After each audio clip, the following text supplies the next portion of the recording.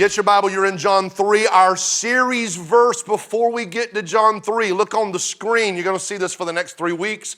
Ephesians 2:8. It says, for you by grace, look, you have been saved through faith, and this is not your own doing. It is the gift of God. Look what he says next. Not a result of works. You are not going to heaven, or you're not forgiven of your sin because you came to church today. You're not going to heaven because you went and climbed to a baptistry when you were 16 years old. You're not going to heaven because you kept the 10 commandments. There's not just 10, there's 613. What about the other 603? Even if you kept them all, you're not going to heaven. How do we go to heaven? He says you're saved by God's grace through the faith. We're going to talk about that today. It's not of your works, so that no one may boast. You're not going to be standing in front of God today or in Judgment Day and going, I got myself here. That's not how that works. That's not how that works. And so today we're going to start a series called I Am Saved. I want everybody to say that with me. I am saved. We're going to talk about the doctrines and the details of salvation, or what does it mean to be saved? I was 16 years old. The first time I ever heard the phrase or question, I remember exactly where I was. I remember the young man, the young preacher. He was about 23, 24 years old. I was 16, and he looked at me and said, Derek, are you saved? I lied to him and told him yes. I didn't know what he was talking about. I didn't know what that meant. I later would not get saved and trust Christ and become a Christian until I was 18, my senior year of high school. In 25 years of Christianity, I have met a lot of people that have great misunderstanding of what it means to actually be saved. There was a young man that walked through the red doors a few weeks ago, and he went and found Pastor Hunter after the service. And he told Pastor Hunter, he said, I need to be baptized. And Hunter's like, man, that's awesome. Let's get you registered. And he takes him over to the high top table, and he's about to get him signed up. And Hunter says, when'd you get saved? And the guy goes, I don't know what you're talking about. Now, he knew this baptism thing is something about you and Jesus and saying I want to follow Jesus and saying I want to be a Christian. But he had never even heard or understood what being saved actually was. Can I tell you something? There are people that have no clue, biblically speaking, what it means to be saved. And there are people who are saved, but they don't know what they have, and they don't know now who they are in Christ. So we got to get this settled. You may be here today and you need understanding. Let me help you with something, all right? If you can't explain it, you probably don't understand it. Now, I don't mean you can understand the depths and the mysteries of how God saved a sinner like me or you. What I'm telling you is, if you can't explain it to somebody else what it means to be saved, you probably don't understand it. You may need understanding because you are saved. You've trusted Christ. But if I brought a lost soul to you and said, will you tell them what it means to be saved? You'd be like, I know I got it, but I don't understand it enough to explain it. Give you a scenario. 30-year-old dad has a 10-year-old son come to him. Daddy, I want to be saved. And the dad goes looking for Pastor Derek's number because he can't explain it. You want to be able to explain it. You want to be able to understand it. Maybe you're here and you're unsure. And let's be honest. The last 10 Sundays, at the end of every service, you pray a God save me just in case prayer. You think, I got to get saved again. I got to get saved again. I went out and sinned this week. I got to get saved again. I sinned again. I got to get saved again. Is that really how that works biblically? Or you're not sure you did it right? Oh my God, we've got such a misunderstanding of this. People lack understanding. They lack confidence. And then there's people that they just don't appreciate what they got. They're not thankful. And I will say this, I don't understand somebody who understands salvation, who is confident of salvation, but doesn't enjoy it. I don't understand how you can be a Christian and be bored. I don't understand how you can be going to heaven and be forgiven of your sin and be like, nah, what? Do you know what you've got? We've got to talk about this. We've got to talk about this, and I got us a good starting block that'll bring clarity and confirmation to you about what being saved is. You ready? John chapter 3, look at it. Everybody's familiar with John 3:16, but have you ever read past that? Verse 17, look what Jesus said. For God did not send his son into the world to condemn the world, but in order that the world might be saved through him. Whoever believes in him is not condemned, but whoever does not believe is condemned already, because he has not believed in the name of the only Son of God. I want to start this series by asking you this question as today's title. Why do I need to be saved? Why do I need to be saved? Father, I ask you to fill me up. Help me to help these people in the room and online. Do a mighty work today. In Jesus' name, everybody said, amen. All right, I want to talk to everybody here. I want to talk to you online. Listen to me. If you go back and you watch this later on YouTube, I want you to listen. I want to talk to everybody who is saved. You need to know why you needed to be saved. To everybody that is unsaved, you're curious, you're convicted, you're leaning in, you're like, all right, I've never heard nobody talk about it like that. I've never heard nobody put a spin on it like that. I've never felt what I'm feeling here and what I'm hearing. I've never been here. You need to know why you need to be saved. And there's a better understanding we can gain from going through what Jesus just said. Go back to verse 17. Look what he said. God did not send his son into the world to condemn the world. Okay, ever since Adam and Eve, the world has been in a state of condemnation. When Jesus says the world, he's talking about the human race. He's not talking about planet Earth. He's talking about human beings. And he says this, that the world is in a state of condemnation. So that means you and I, we came into this world under a cloud of condemnation. We're guilty. We're going to pay for our crimes. We're going to pay for our sin. And so he says that when he sent Jesus to this planet, Jesus did not come to bring a sentencing upon the world. He came to bring salvation to the world. Notice what he said. God did not send his son into the world to condemn the world, but in order that the world might be saved through him. A lot of people thought that when Jesus came 2,000 years ago, he was going to set up judgment and his kingdom right then and there. That's what they thought was going to happen. That's not why Jesus came. The first time he did not come to set up a sentencing and have judgment day. He came to save the world. This is why he was born. This is why he lived. This is why he died. This is why he was buried. This is why he rose again, to secure salvation to everyone that would believe. Now here's the deal. He's coming back again. And when he comes the next time, it ain't like the first time. The next time, he's not coming for salvation. He's coming to bring a sentencing. He will bring justice. He will bring judgment. In fact, in Revelation 19, when he comes, he's coming back to wage war and bring the wrath of God. So when we hear the word saved, listen now, to be saved from what? Saved means you had to be in danger first. Can I say this? We were in danger. We were in danger of our guilt and our shame bringing a sentencing upon us. God sent his son so that we could be saved. This is where you get verse 18. Look what Jesus said. Whoever believes in him is not condemned. But whoever does not believe is condemned already, because he has not believed in the name of the only Son of God. So what Jesus does is he gives us an entire message of salvation right here in one verse. Let's go by piece and unpack it. Go back to the beginning of verse 18. Jesus said, whoever. I want everybody to say that with me in the room. Whoever. Everybody say that with me. Whoever. I love the word whoever.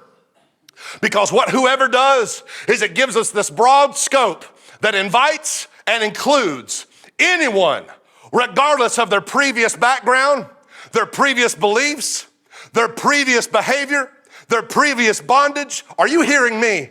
This is what Jesus is saying. I don't care where you were. I don't care what you did. I don't care who you were in your past life. What I did on the cross, my blood was enough not just to wash away past sin, but present sin and future sin. And when I went to the tomb, I took the charges against you and I buried them in that tomb, in that place of unforgetfulness. And I came out on the third day alive forever. And I want you to know that if you trust in me, you can be born again. You can be saved, sanctified, filled with my spirit, and your name recorded in heaven. I feel like taking a praise break right there and calling a timeout. I want to plant my feet and say, I'm so glad that I fit in the category of whosoever. Is there anybody that's thankful? The gospel is a whosoever gospel.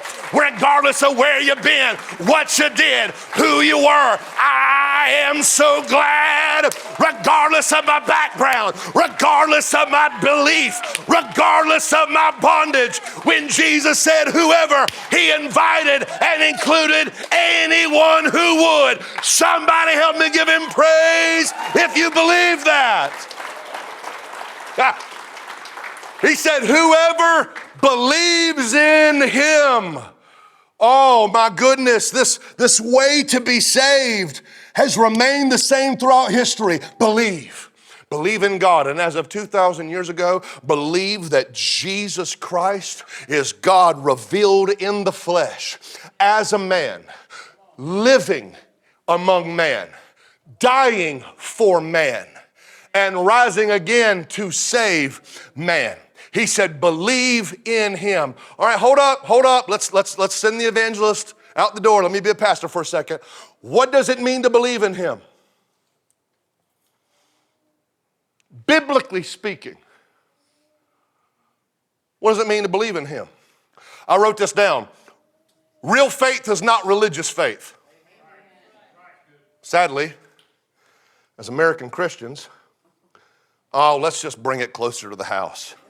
Jackson County, Banks County, Madison County, Clark County, Franklin County, Habersham County, Barrow County, this area. We have been immersed in a Christian culture that says, just pray this prayer and you're good. Now go on about your life. Here's your get out of hell free card. Think about it.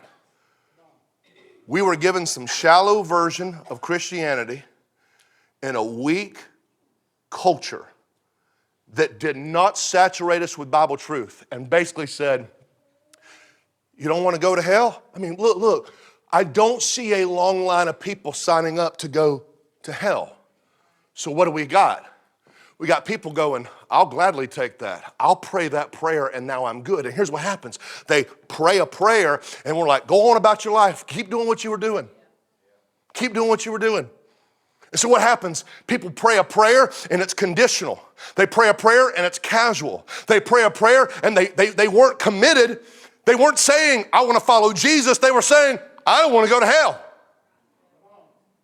And I'm sorry, but you do not see a gospel invitation leading people to be saved and believe in him. And the premise is, who doesn't want to go to hell? Get in this line. That doesn't exist. It was who wants to be saved and know God and have a relationship with him. And so when Jesus says, whoever believes in me, he's talking about not a religious faith, he's talking about a radical faith. Radical, the word radical means to go to the root. Radical means to go all the way down into the inner recesses of who you are and replace whatever you were. A radical faith is a life-altering faith. I submit to you, ladies and gentlemen, that when you trust in Jesus and it's a radical faith, not a religious faith, it'll change your will. It'll change your wants.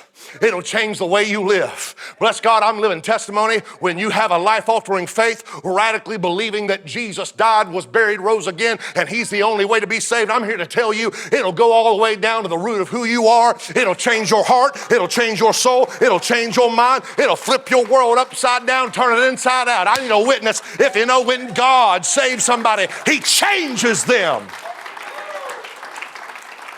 I wrote this down. There are three kinds of believers in the world, and only one of them is saved and going to heaven. Oh, now I got your attention, don't I? Say that again. There's three kinds of believers in the world. And only one of them is saved and going to heaven. You've got a believer, you've got a non-believer, and you've got a make-believer. It's easy to identify the believer. It's easy to identify the non-believer, but it's that make-believer that's hard to discern. Because the make-believer will emulate and copy the same form of behavior that a Christian would. I was so confused when I got saved. Because at the age of 18, I was biblically introduced to what radical faith in Jesus looked like, and it hit me. I went back to school that next day, that Monday morning. I saw all my teenage friends. I saw everybody in my senior class. I saw the guys on the baseball team. I saw everybody so different because I realized you have a casual, nonchalant, religious faith, and it's not real. You know why they weren't serious? Because they weren't saved.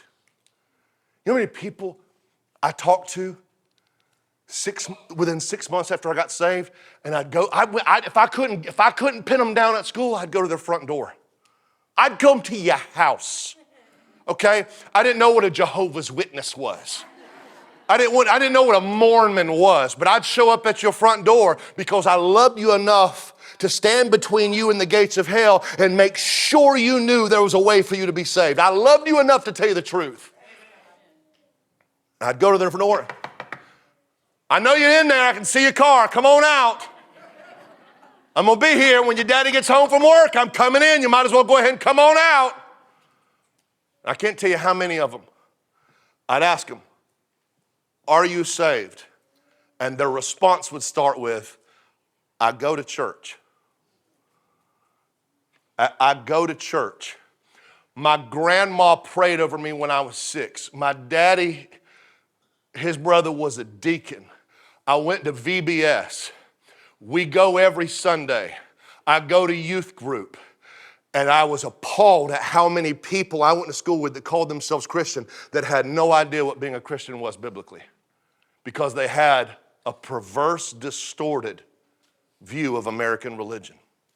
And Jesus defines what believing is. I remember this story I read recently about this tightrope walker, which to me is a horrible hobby. I don't know how you get into something like that. I won't scale a ladder to clean out my gutters. I don't know how nobody gets on a daggum tightrope. I don't care if there is a net. I'll twist my ankle on that net. I ain't doing that. This guy he did a tightrope walk over Niagara Falls. He's suspended over Niagara Falls, no net. He's got that balancing beam in his hands, and he's walking over Niagara Falls. Now, people come from all over the world to watch this guy. On both sides of Niagara Falls, these crowds are going crazy, taking pictures, videoing, screaming. He's coming across Niagara Falls on a tightrope, gets to the other side, throws the balancing beam down, and then does it without the balancing beam. Comes all the way across. You ready for this? Gets across the other side, blindfolds himself, and then walks across blindfolded. Gets to the other side. Gets on stilts. Stilts. I've never worn high heel shoes, but I can't imagine trying to do it. Stilts. Can you imagine? And he goes across on stilts. People are going nuts as he comes across. He gets over, grabs his manager, puts his manager over his shoulders, and goes across Niagara Falls on a tightrope. Gets to the other side, dismounts the manager. Everybody's going nuts. People are high-fiving. He's like, do you believe? They're like, yeah. He's like, do you believe? They're like, yeah. And there's this one guy, he gives him a high five, and he says, do you believe I can do this with you? And the guy's like, yeah. He's like, come on. The guy goes, what? Say what? Say what? He says, come on, get on my shoulders. I'm going to carry you too. And the guy's like, no. Like, I'm just here for the pictures and the high five. Like, I'm not getting on your shoulders. Come on, you said you believe. No, I don't believe that much. Here's my question. Did he ever really believe to begin with? He said he did. I mean, he was there with the crowd acting like he did, but Did he really believe? You know, people, look, I know preaching like this ain't gonna grow us into a mega church. I know this ain't gonna get likes and follows and shares, but I ain't here for the crowd. I'm here for Christ. I'm not here to tickle your ears. I'm here to preach the truth. And you will not stand in front of God on Judgment Day and find me and say, that fool was a preacher, mounted the pulpit every Sunday and never told us the truth. He made us feel good. He got us laughing. He got us crying. He got us fired up, taught us how to praise, taught us how to pray, taught us how to go to small group, taught us how to be faithful to church, taught us how to be Christians, but did never tell us the truth. No. Here's the deal. Churches in our country are full of people doing the same thing. Saying and singing, I believe, but they don't. Because the make-believer is a fake believer. They profess Christianity, but they don't possess it. Jesus says, whoever believes in him is not condemned. Now that's good news. In fact, Jesus says he's not condemned, which means this is a right now thing. I need you to hear this loud and clear. Jesus does not say, one day your case will get settled. One day you'll be acquitted. One day you'll be forgiven. No, he says right now, presently, currently, at the moment, if you believe in me, he says you are not condemned. Can we for a second just go back to the mountain of Calvary on the outskirts of Jerusalem? When Jesus hung on the cross, God took the judgment and the guilt of our sin and he judged Jesus. So I need you to hear me. Listen loud and clear. I'm going somewhere. Stay with me. I promise you I'm going somewhere.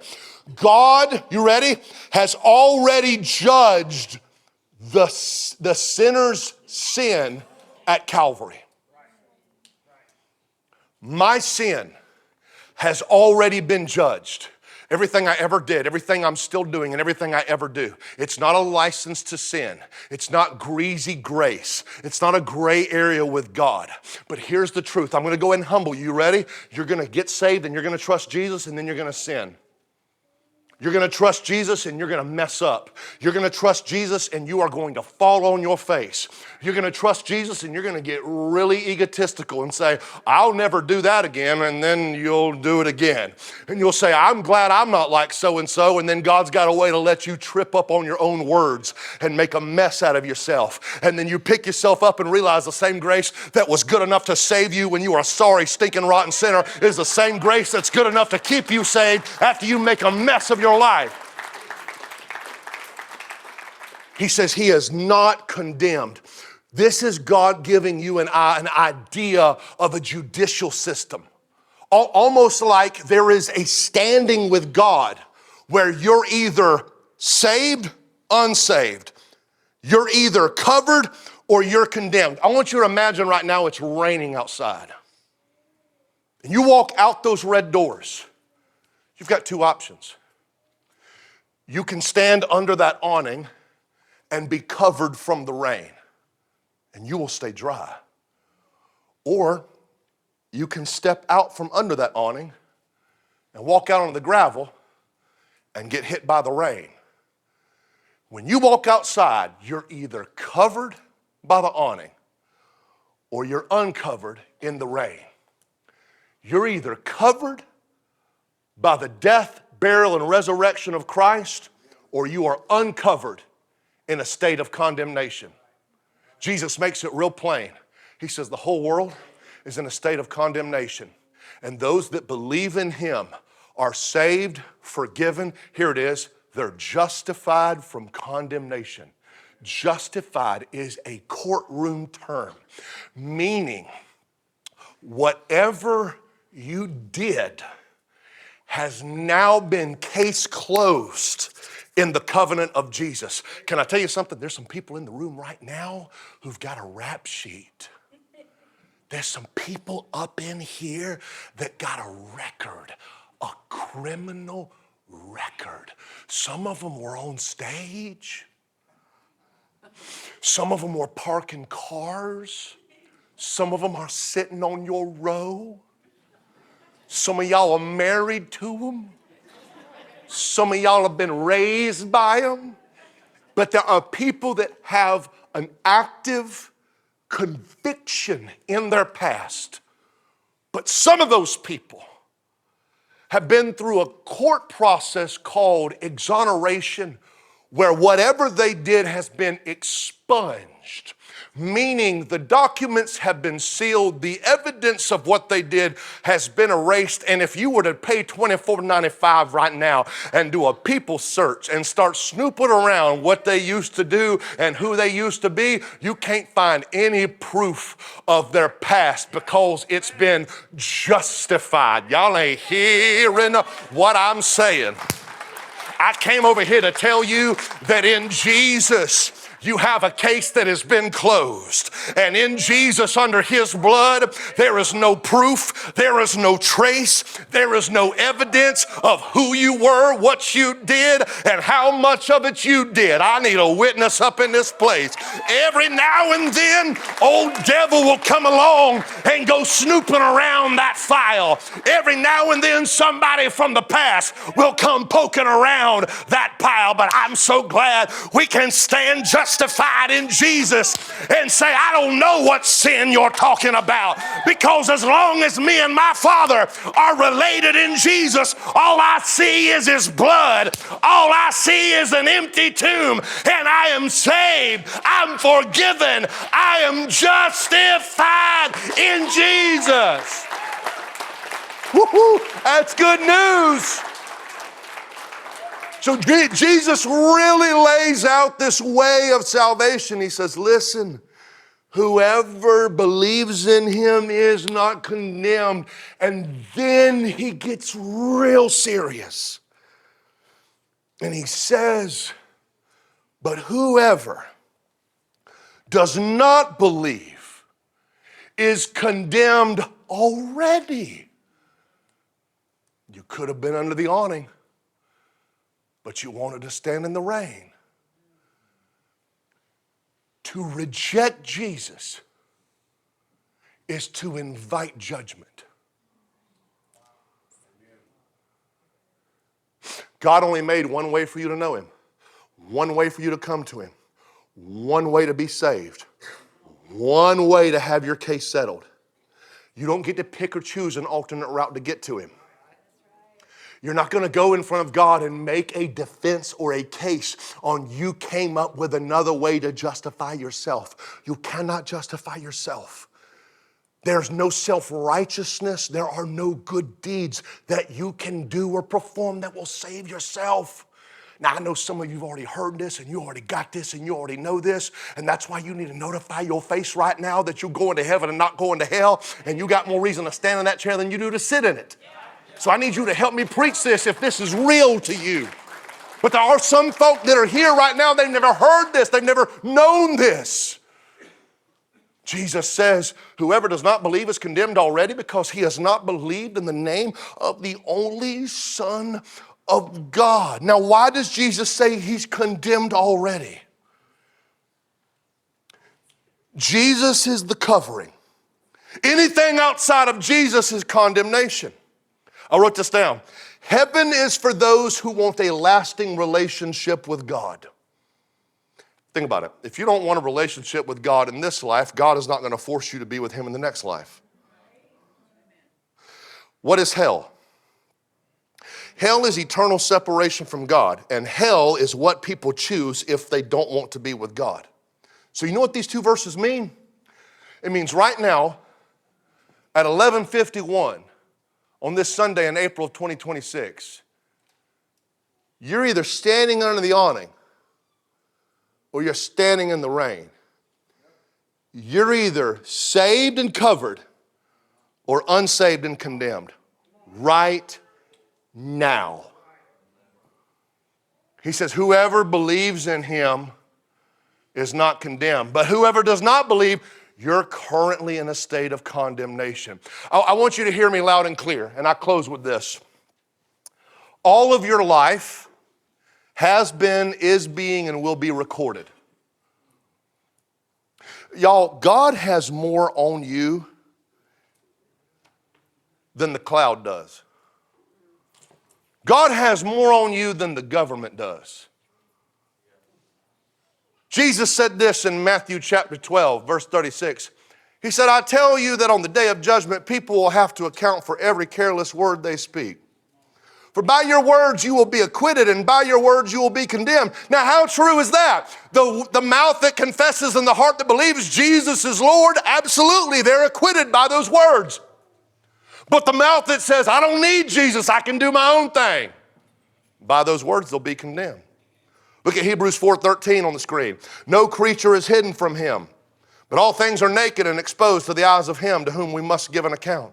Ecclesiastes 12:14. For God will bring every act to judgment, including every hidden thing, whether good or evil. Every soul will stand before God in judgment and give an account of their life. 1 Peter 4:5, they will give an account to the one who stands ready to judge the living and the dead. Now, JJ is going to help me close. I want you to hear this scene right here in Revelation. God, I want you to get this. This right here, this kind of preaching right here, this is the stuff that led me to get saved, and I want y'all to listen to me. This is the stuff that led me to get serious. This kind of stuff right here that I'm about to read to you is what caused me to get my butt off of a church chair and get serious. This is the stuff that flipped my world around.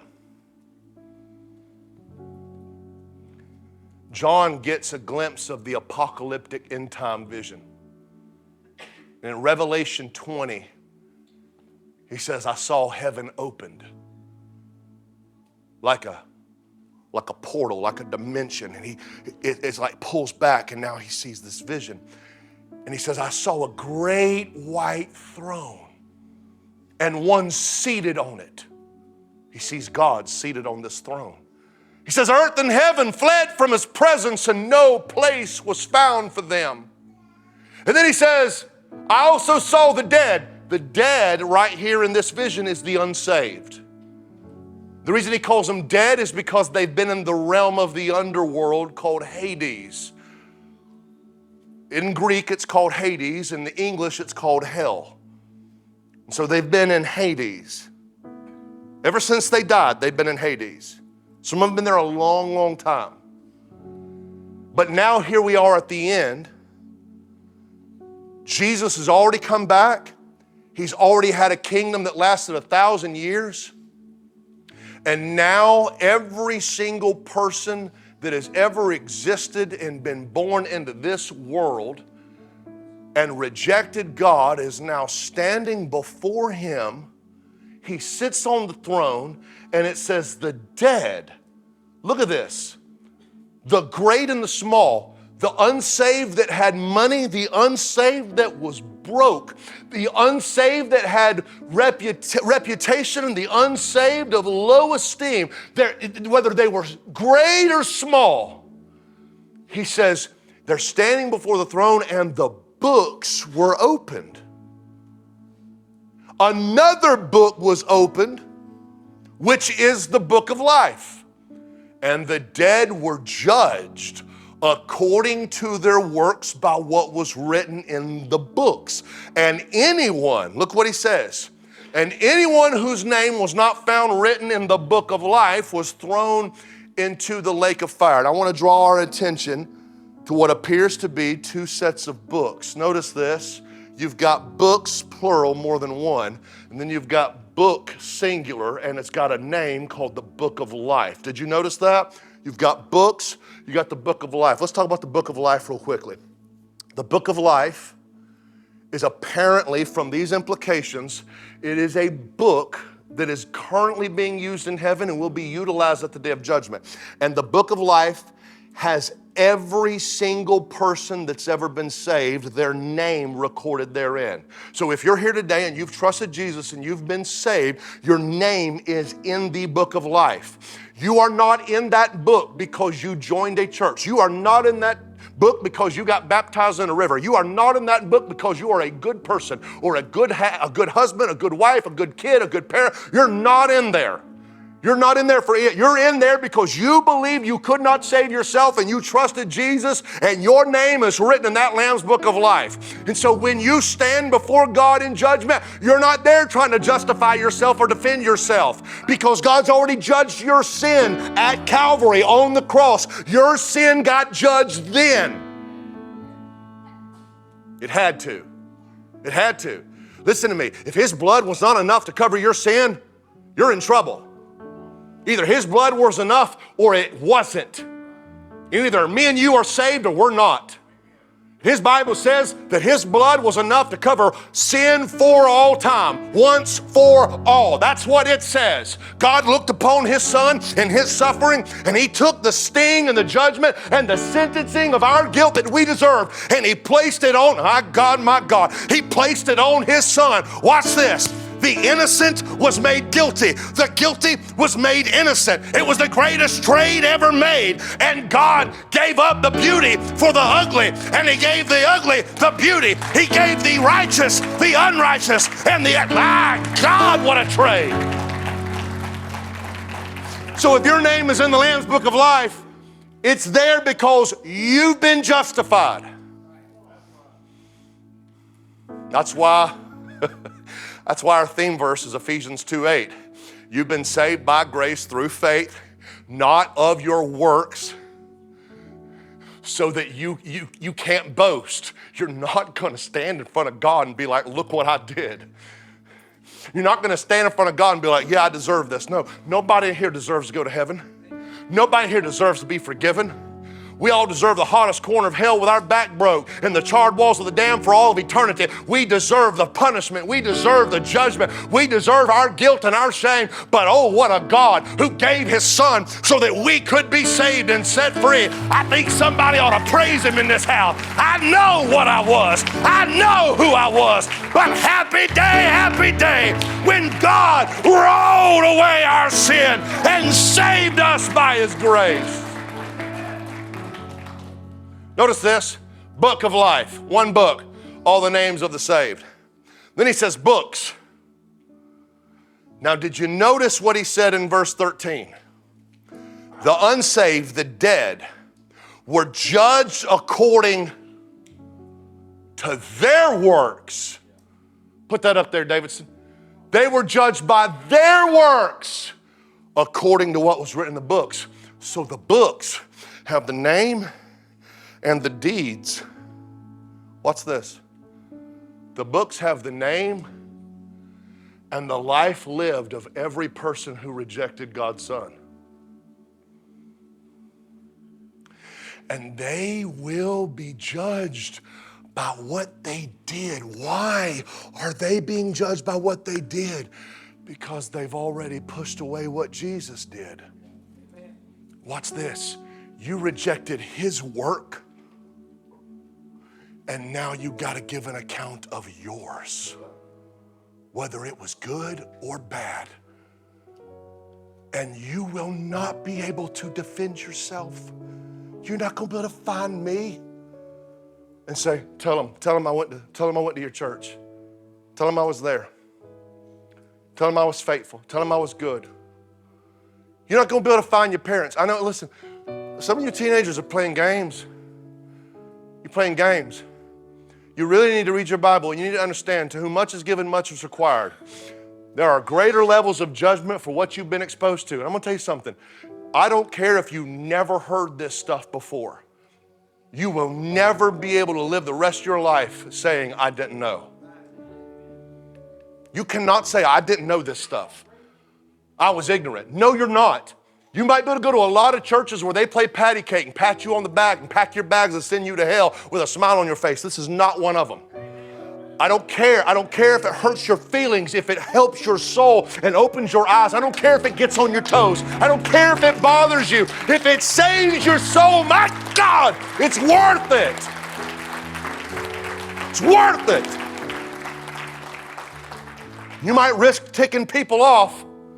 Yeah, but if they go home and God eats their lunch and they can't sleep at night and they come back next Sunday and hit this altar like a bulldozer trying to get saved and trust Jesus, it was so worth it. Did you notice something? Did you notice something? All the people that have ever been saved fit into one book. And all the people that were unsaved, it took books. Books. There was something to that when Jesus said, the path that leads to destruction is very broad, and there's many that are walking that way. But the path that leads to life everlasting is narrow. And he said, few there be that find it. What does this mean? It means right now, you're either covered or condemned, saved or unsaved. That's exactly what Jesus said.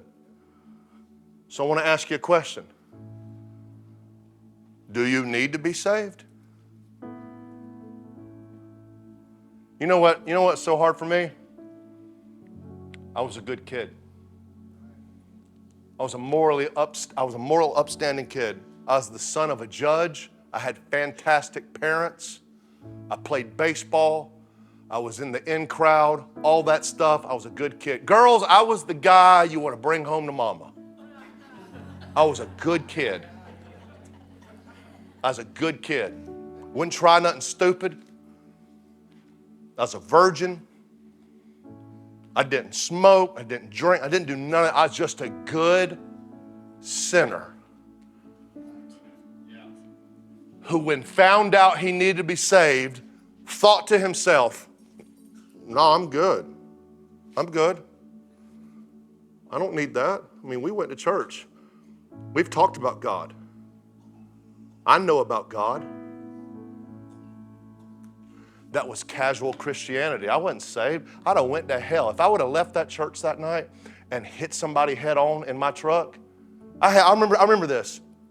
How much pride I had. I had a 1963 Chevy pickup truck, and it had a seatbelt that did this. That's it. That's it. None of this junk. This, with a big old school bus steering wheel, hard as metal. I remember thinking, if I hit somebody head on in this tank, my head's going right in the steering wheel and it's going to split it in half. I remember thinking that. And I'm going to die. My brain is going to be all over this dashboard and I'm dead. And I'm going to wake up in hell. I had those conscious thoughts. But I had so much ego, I would not tell a soul, I need to be saved. I didn't tell my girlfriend. I didn't tell my parents. I wouldn't tell the preacher. It took me 2 years to swallow my pride. And I couldn't even do it in a service like this. At the end, when the preacher's introducing people to Jesus, I wouldn't do it. Condemn the whole time. Please don't do what I did and push Jesus away, because hell is full of people that did the same thing you're doing. And you're going there if you don't get saved. And today, you can get saved and not be condemned.